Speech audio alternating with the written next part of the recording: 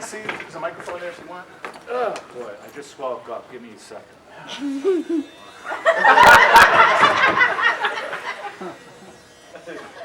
Little bit. How are you? Good.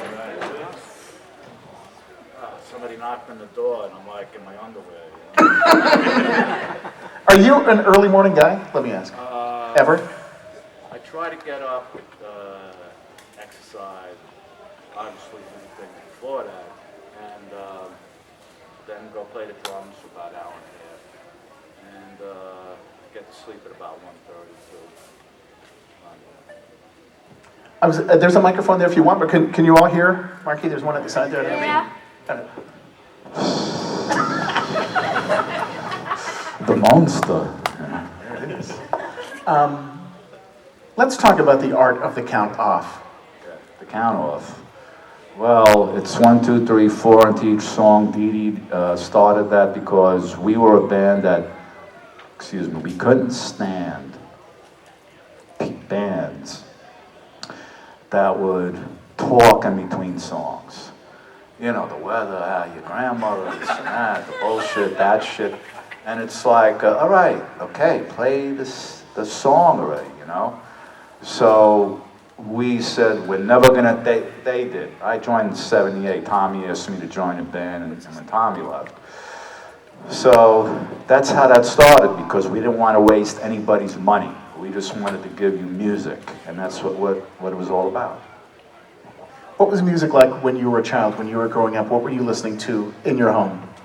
In my home? You mean not in the Batcave? Let's see.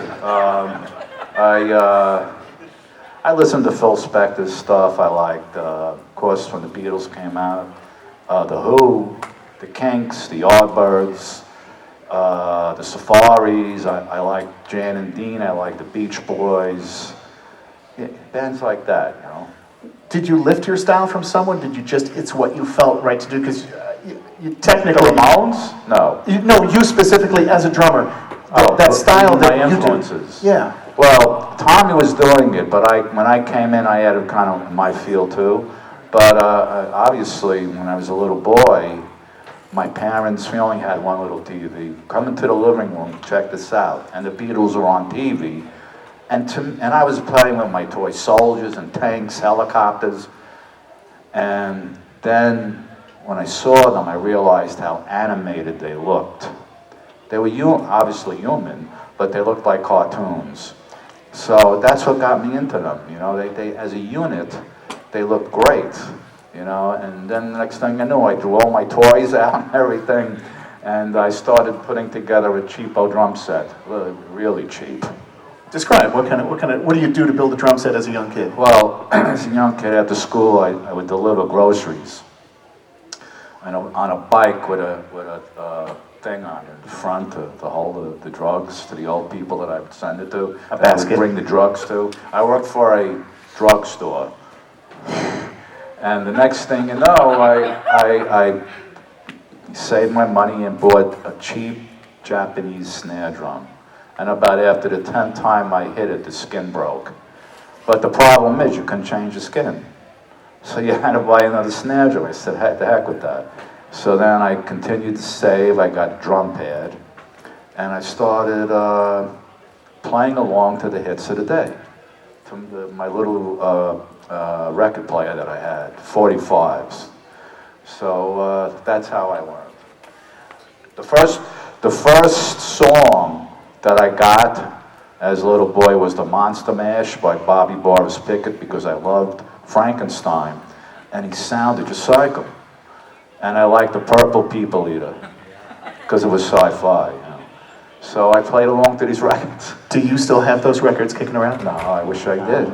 I wish I did. Are you a collector by nature? Are you into comics or records or cars or what? I collect 1950s sci-fi posters, half sheets, and inserts. I have about 300 that I rotate in my place. Keep them in a storage room. You got to keep them out of the light. I also collect cars. I like working on cars. Cars with carburetors, not computers. What is your car of choice right now? What are you in love with? Well, new? My new one? No, with the carburetor. The one carburetor. Yeah. I like the Chrysler Imperial Green Hornet.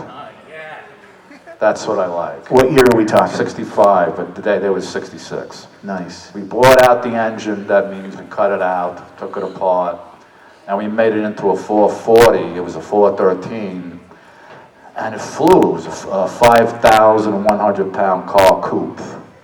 In the Green Hornet, it was 4 doors, so Cato could, escort him around, So he was like his chauffeur. But in a coupe, you can't do that. But that was the only thing available, Then I got a Buick Riviera Bowtail, 71. 60 Coupe de Ville. That one in flames, on fire.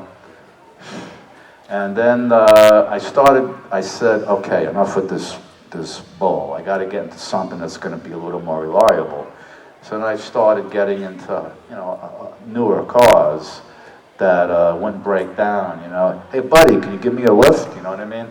So I started, I liked the new Challenger, Hellcat, and Demon. So I have the Hellcat, and believe me, it's insane. Couple horsepower in there, right? It's just, for me, I took a road test. I liked it. But when I took it out on the road, I realized it was just too much. So the new year comes, I'm going to trade it in for the Scat Cat, which is 500 horsepower and it has a little less torque, and it's reliable too, and it's American. You more passionate about music or cars, or where's your love right I now? like everything. I like cars, I like music, I like sci-fi posters, movies. So you name it, I love that I'm guessing, but you don't live in the past like some other folks do in the biz, I guess, where you've been in this for a long time, since the beginning of punk, and some guys just live in the old days, but you're very now.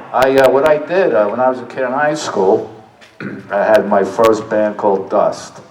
We were one of the first heavy metal bands in America. We already wrote the first Dust album before the Black Sabbath album came to America. It was 6 months. It took them 6 months to get to America from England. They were signed with Warner Brothers. Dust, we were in high school. We were kids. So in order to rehearse properly and make sure we did a good album, I would cut school, and education's important. If you're in school, you should stay there, especially now. I would cut school all year. I would show up, I would stand near the mailbox and make sure that I would get the mail. And I would go to summer school and night school, complete the whole year in 2 months.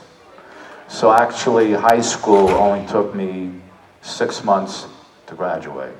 I graduated on a general diploma, but at least I had the time to rehearse and, get better at what I really liked.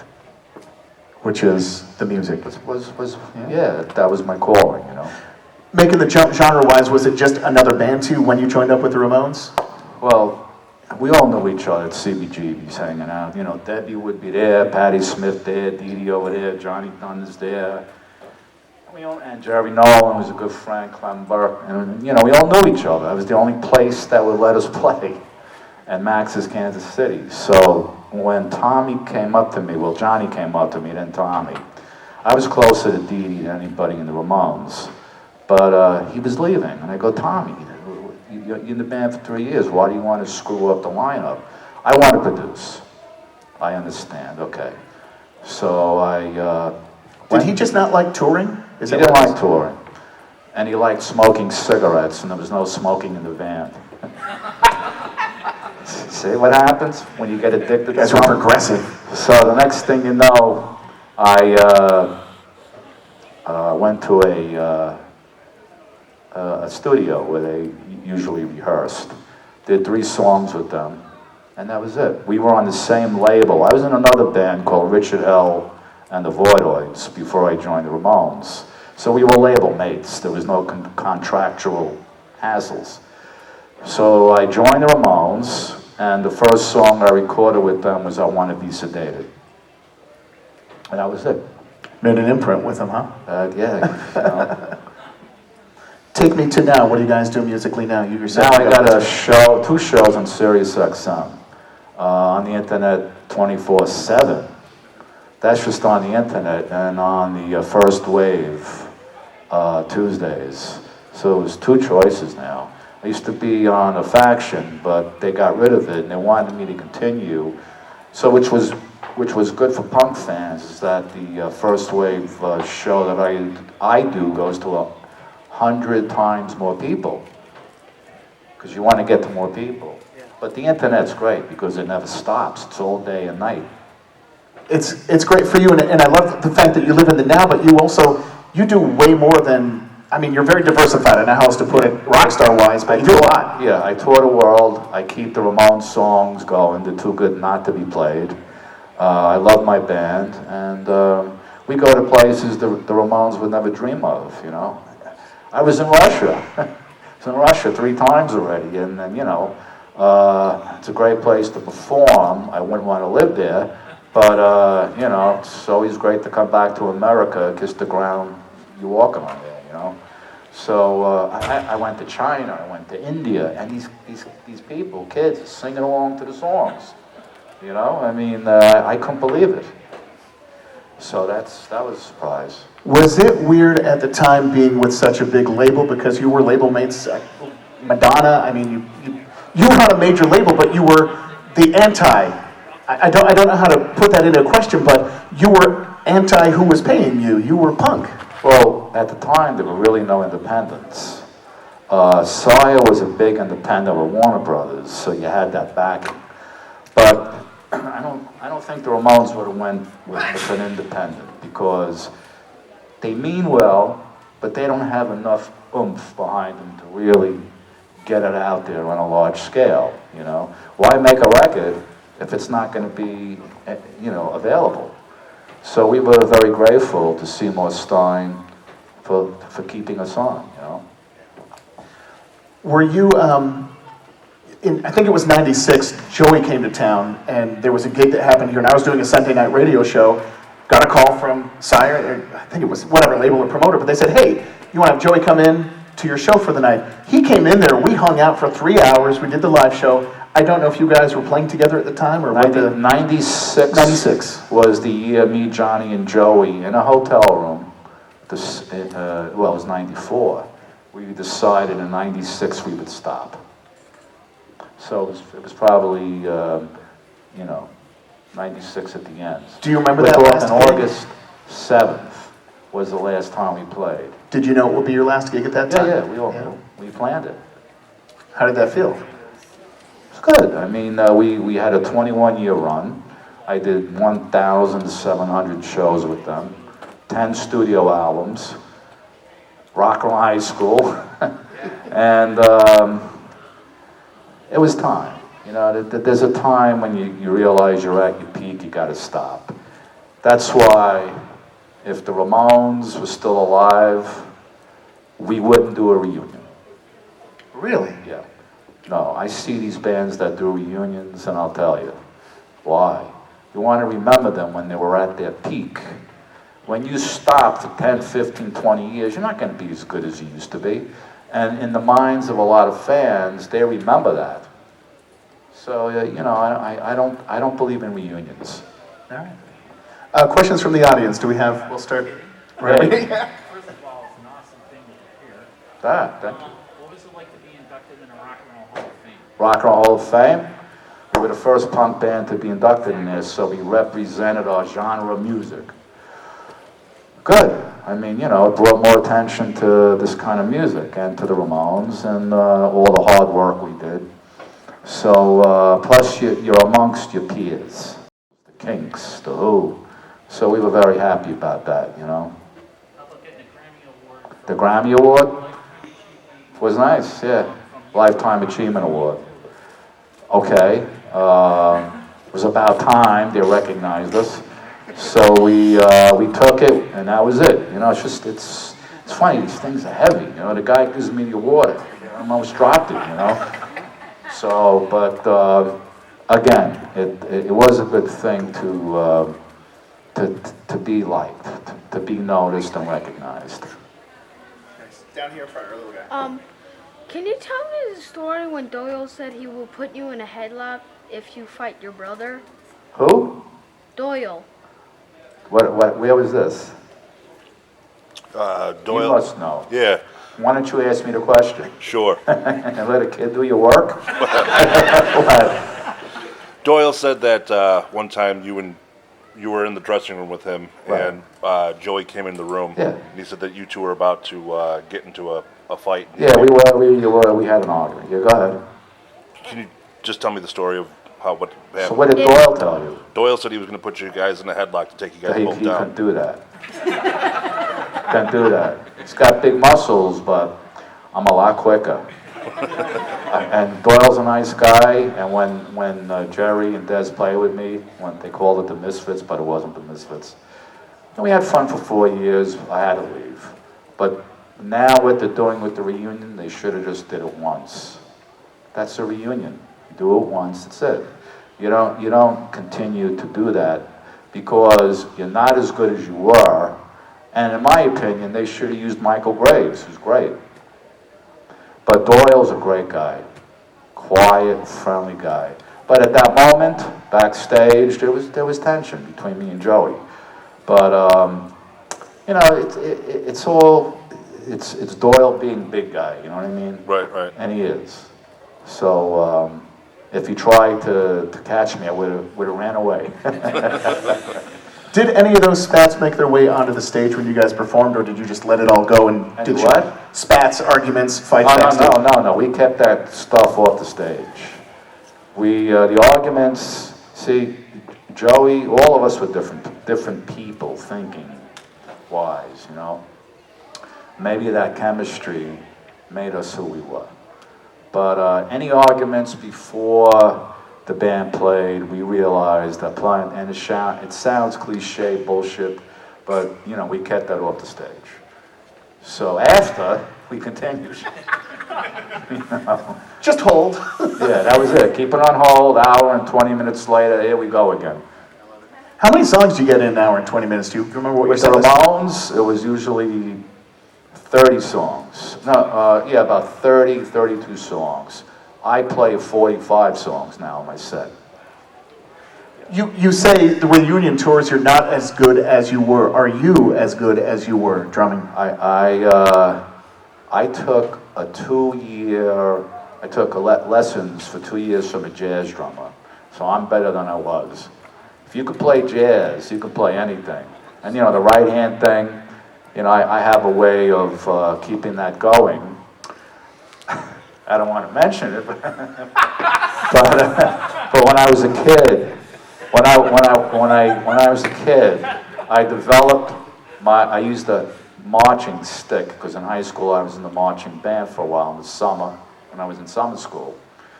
So I would have the snare drum wrapped around my neck and play marching music, military style. So my stick control was very good. So I could hold the stick this way and that way. So I met a jazz drummer and he agreed to give me lessons, and this guy was great. So it helped. Wait, at what point in your career were you getting these jazz lessons? Later on, after the Ramones. Oh, okay, after Ramones. Yeah, after the Ramones. And I loved his style. I would always go to see him. And then he was nice enough to give me lessons. He wasn't the kind of guy to give drum lessons. Any questions? Any more questions here? We'll go over here in the yellow shirt. Hey. I pretty much spent my whole life growing up listening to the Ramones because of my dad. Good father. Oh yeah, he's pretty badass. All right, good. Good for you.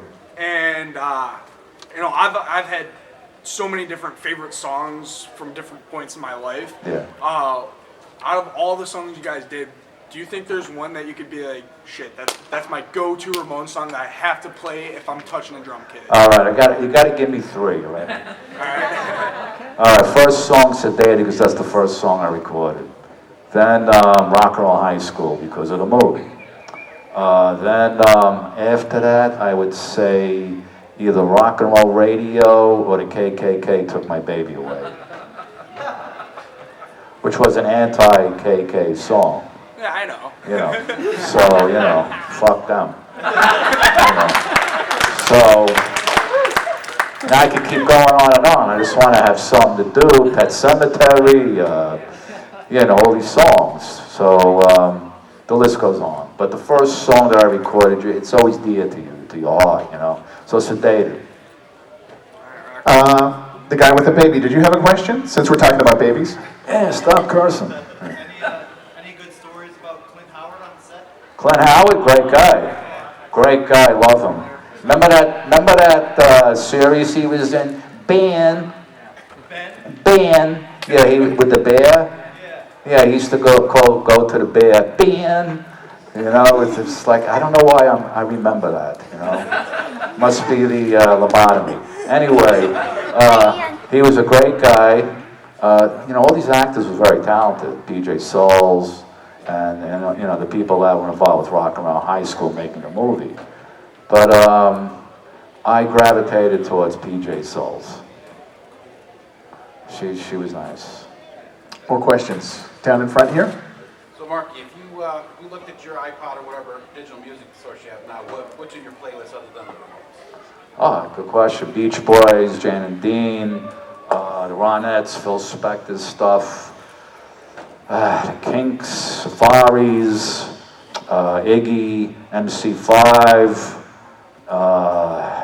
what else? The Who. Anybody that has a drummer, that's great. And I love Buddy Rich. I love Gene Krupa. Jerry Nolan and Peter from Peter Criss from Kids took lessons from Gene Krupa, who was a famous jazz drummer.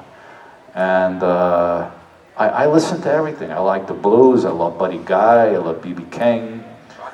I like rockabilly. I like Ricky Nelson. I like guys like that. I like Jerry Lee Lewis.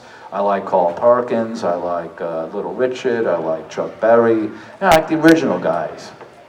Let me ask you about Hal Blaine, where he passed away recently, and Love him. this is the guy that played on all the hit records, He was the and best. nobody knew. He was the best. He was the guy that played on all the hits in the 60s. In the 60s, a lot of bands, producers didn't want their drummers playing because a lot of them didn't know how to keep the timing properly. They weren't tight enough, so who would they call Hal Blaine in? Hal Blaine is the musician who played on the most #1 songs of all time. So he was in a band called the Wrecking Crew. So songs that you hear, it's probably Hal Blaine on the AM/FM stations of famous bands, because that's who they wanted as the drummer on their sessions. How'd you connect with Teenage Head? They're just Hamilton across the board. They did a first album, which was good, but they felt it wasn't produced good. So they asked me to come by and redo the whole first album. And I said, well, what's the reason? He goes, the production, Geordie. So the next thing you know, I come up here with Daniel Ray, who produced 2 of the Ramones albums, and we did it, and that was it, Just made it a little heavier, maybe because of the times. I think that album was recorded in 79, something like that, or 80. So we kind of amped it up a little. More questions? Right here in the back. Hey, I'm a big Stern fan, and one of my favorite segments was when you and Joey went on the air. It's all planned. That was my question. Was that Yeah, it's all planned. It's great. We rode down the elevator, me and Joey cracking up. And Gary Delabate comes up to me, because I still see them. He goes, remember that? I go, yeah. And it was a goof. Even on the phone was a goof. But the best one was when we were all in the studio, not on the phone, in the studio. And for some reason, he wouldn't talk to Johnny. I didn't understand that, But he loved me and Joey, and we love Howie, and everything on Howie's show it isn't. A lot of it's planned. Questions are asked beforehand. Thank you. You're welcome. More questions in the back here? Yes. I can't hear you. What's your favorite sport? Favorite sport? My favorite sports? I used to play a lot of stickball. stickball well, I guess in the 6th, 7th grade, 8th to 9th grade. And I was shortstop on a baseball team. We used to play hardball. And then I would reverse, I'd go to first base. So I like playing baseball and stickball. Anybody else? Right over here. Rock and Roll High School, was it planned that you were gonna be on there, or was it a last minute? No, Rock and Roll High School, they wanted, Roger Corman was the producer. He's the guy that did all those cheesy sci-fi movies that were great. Funny, but they were great, you know, cheap budget, but it worked. So I did, so they wanted it to be called Disco High. Disco was big at the time. You know, each to his own, right? So the director, Alan Arkish, wanted it to be called Rock and Roll High School. So originally it was Cheap Trick. But as a unit, it wasn't happening. The Ramones looked like a unit, you know? So that's what happened. The director convinced Roger to call it Rock and Roll High School, and that was it. Yeah, I just watched it for like the 5th time the other day before I knew you were coming. It's like, dude, I gotta ask him about rock and roll. You know what? There's always like a reissue of what? You know? Did you like Paul Bartel and Mary Lama? Oh, she was great. She was so nasty, man. She was nasty, but she was very sexy. When we hear a Ramones song in so it's one of the SpiderMan movies or something, you hear it pop up. Do you know about that? Do you have any say in how that's going to happen, or are you hands off and send the check? Warner Brothers asks the band, is it okay? And of course we say okay. Warner Brothers controls our publishing and all that other stuff. They call up because they know it's the company, Rhino, whatever, Rhino, Sire Warner. So they go, can we use the song in the movie? Yeah, of course. What movie is it? So you gotta make sure there's a little bit control too, you know. So we were definitely happy to be in Pet Sematary, the SpiderMan, so many movies. I can't even remember them, you know. Any product companies that came forward and said, hey, we want to have, gosh, I'm thinking whatever product would work in with a song that you've said no to or had doubts about? Well, we have the shirts, we have the skate. I can't even keep up on all the stuff. You know, they just send it to me. I'm thinking some sort of drug company wants to use I Want to Be Sedated as product placement. Not gonna happen. Not going to happen, okay. No, we don't push drugs. We're not, you know, I mean, in the early days, you know, we indulge, but we're not that kind of band. You know, not now. You know, we wouldn't do that. I Want to Be Sedated what, for bare aspirin? You know? So, I mean, I could see if it was for Quaaludes, but, you know, I don't think they make them anymore. Anyway, that's a good question. I don't think you take a drug for pain to be sedated. You just want to get rid of the pain, you know? I mean, I could see if you got to fly 10 hours, all right, you take a Valium, you know what I mean? But I'm not into that stuff, you know, into pushing that stuff. Have you seen a Ramones shirt on a person where you wanted to take it off of them? No, because I probably have it already. So I'm around some young bands sometimes, and I'll see them, and I'm thinking 5 Seconds of Summer, and they were all Ramones, Misfits, and I'm all like, that's great. But they're 20 years old, and they may or may not have any clue what it was, and maybe they just like the logo, or maybe they love the music, and I just want to grab them, shake them, going, discover, find out what it was, so that you represent. Well, you know what it is? You might like the music, and then you go, oh, I think I'll buy the T-shirt. If you have the T-shirt, you go, oh, let me see what they sound like. So it kind of works that way, you know. That's great. More questions, anyone? Let's go over here. My son here has a question. He wants to know where the name of the Ramones came from. All right, the name the Ramones, where did it come from? The Beatles used to tour before they were the Beatles. They were called the Silver Beatles. Boom, and all the girls were running after them, and even the guys. So the next thing you know, Paul McCartney would sign into a hotel room as Paul Ramone.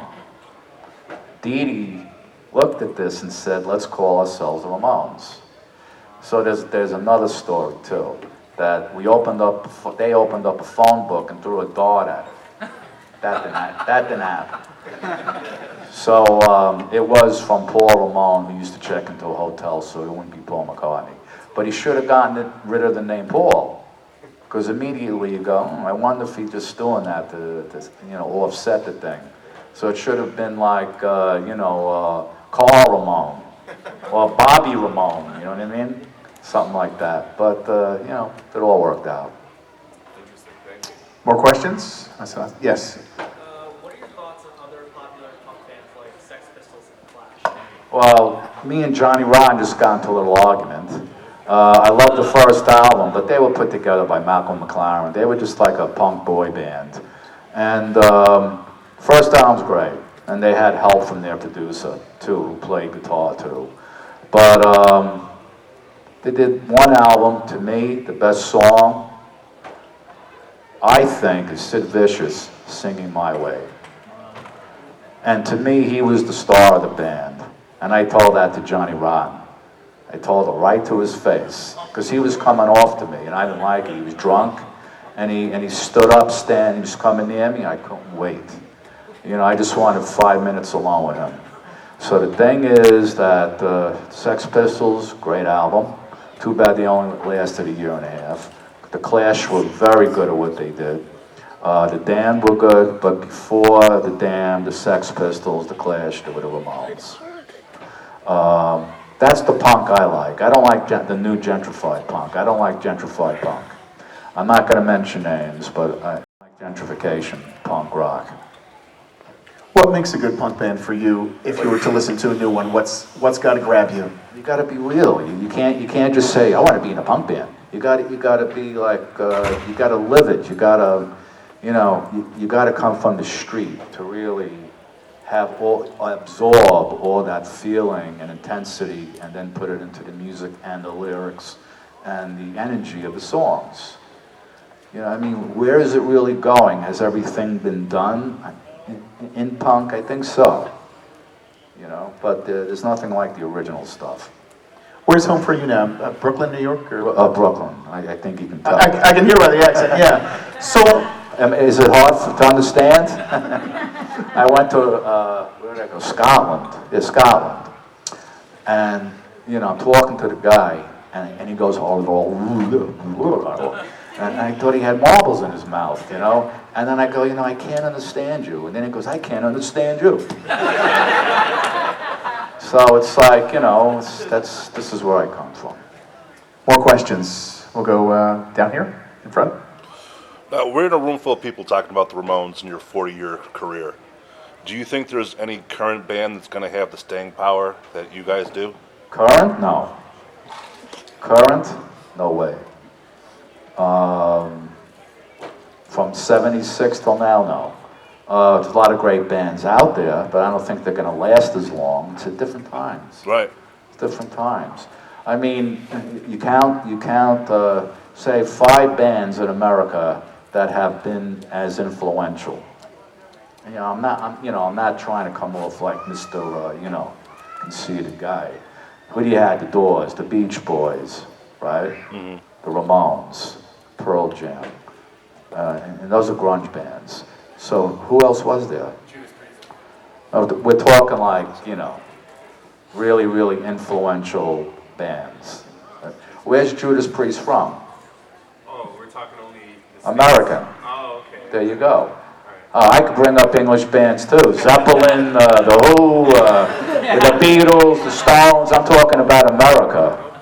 Okay. And then again, you had the Motown sound. You had the Temptations. You had the Four Tops, the Supremes. You had James Brown. You had all these great soul singers who I love. So, and we're talking about the USA now, So really, individuals and bands, there might be 10 of them that really, Aretha Franklin, that stood out. Question over here. Haven't heard from you. Did you like recording?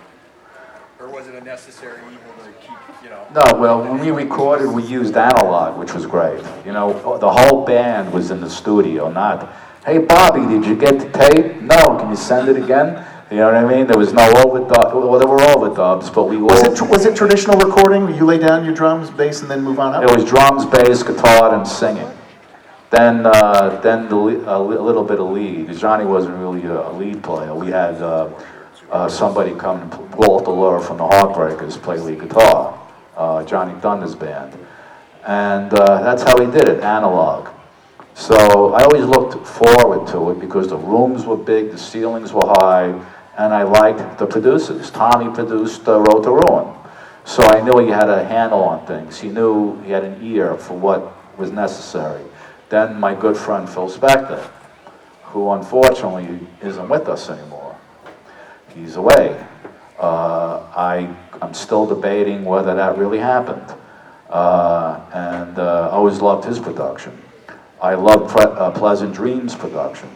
So walking into a studio, you know you're creating something. So that's a good thing. Final question will pop up. I'm going to go in the green here. A year ago, a good friend and I had the pleasure of seeing the Dead Boys. With who? With who? They were headlining. But who was in the Dead Boys? Cheetah Chrome, the drummer, was still. Who? Cheetah Chrome was on guitar, and I know the original drummer still. He was recovering, but they had a new. So one guy, yeah. Yeah. Okay. But back in the days, was there anybody that you hung around to see that you made a point to say, you know what, before we leave, I want to see this band or? Yeah, I like Johnny Thunders and the Heartbreakers. I like them a lot. They're from New York. The Dead Boys are from Cleveland. They were good. Good band, you know, but the Heartbreakers I can relate to because we grew up in this kind of the same area, and we, you know, realized and grew up in the stuff that was going on in New York City at the time. There were garbage strikes, homeless people, there was gangs, everything, you name it. You know, you could get in the train, you get into fights with people. It was crazy. But, you know, it's the way it was. Marky, final words for anybody in a band trying to make their way in music. Be original, find people that can play like you and like the same music, get along, don't fight, don't fight over the petty things, and try to expand your knowledge of music, not just stick to one thing, because that'll make you better. Then you can insert who you are into all that with it, and then hopefully one day you'll have a great band or an individual, and you'll be successful, hopefully. Does success matter for a band? Well, why do it if you're not going to be successful? Oh, for the love of it, for doing it. Oh, you mean on the weekend? Like, hey, Johnny, let's go play the Affair today. Like that? Why not? If it makes you happy. You know what I mean? If it makes you happy, why not? You know. My father was a longshoreman for 30 years. He used to work on the docks in Brooklyn. So that's why I, you know, wanted to do something else. But I admired him for doing what he did. From 9 to 5, he'd get up 6 in the morning, come home at 6, then do the same thing the next day. You know, that was a real guy. That inspired you to go do something else. Yes. Yeah. Well, you've done great with it. Thanks for sharing all the stories with us today. Okay, That's really cool. Thanks for coming to Buffalo. Are you going to be having your booth for the rest of the day, or are we up there? Back up to the booth if you guys want to get autographs and all the good stuff. You want to get an autograph? Thank you. Dad, you want to get it? Maybe.